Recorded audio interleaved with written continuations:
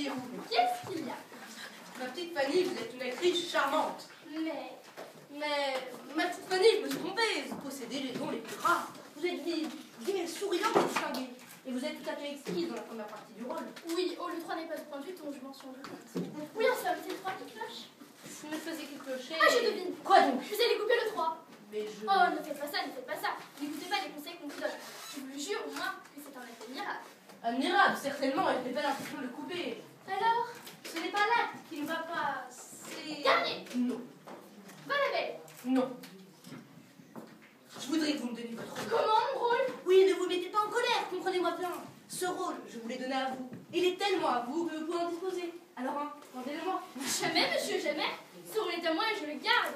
Voilà plus d'un mois que je répète avec une ponctualité et un acharnement que je ne saurais trop recommander à mes camarades.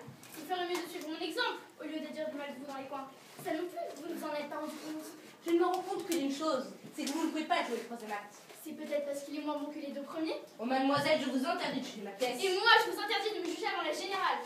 Il me faut du public, moi, pour être bien. Je ne peux pas me donner devant les souffleurs et les machinistes. Tenez, donnez-moi encore 3 jours et j'arriverai à faire ce que vous voulez. Oubliez les paroles de sang, j'ai bien vu. Trop tard, mademoiselle.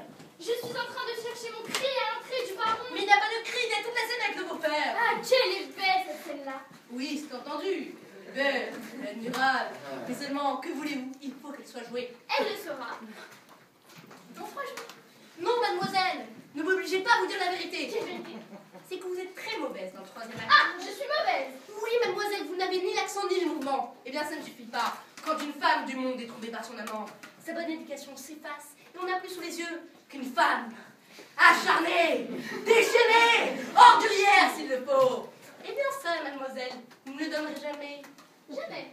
Non, mademoiselle, votre talent n'est fait que de... Mon talent, j'en ai peut-être plus que vous du talent. Moi aussi, je vais vous la dire la vérité. L'exposition de votre pièce ne tient pas debout. Le second acte est chiffré au scandale de bataille, le troisième acte est invraisemblable, et le tout est écrit en charabia. Espèce de petite cabotine, qui vous permettez? Cabotine? Il n'y en a pas un de notre métier qui soit aussi cabot que vous. Ah, si vous n'étiez pas une femme. Ah, si seulement vous étiez un homme. Ah. Je dirais que vous mettez vos pièces dans des asiles de gâteux. Et vous, que vous prenez des leçons aux guignols des Champs-Élysées. Goja, voyou, Vipère. pauvre machin, mais dites-vous bien que si vous n'étiez pas l'ami d'Antoine, vous n'arriveriez pas à les placer vos pièces. Pièces faites de briques et de brocs avec les entours des autres. Et ce sont ces gens-là qui prétendent être des écrivains.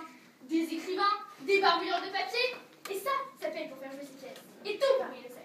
Et si on ne le sait pas, moi je le dirai, je le crierai, je le hurlerai, afin que mon directeur vous dise tous l'air d'un tributeur et pas d'un crétin.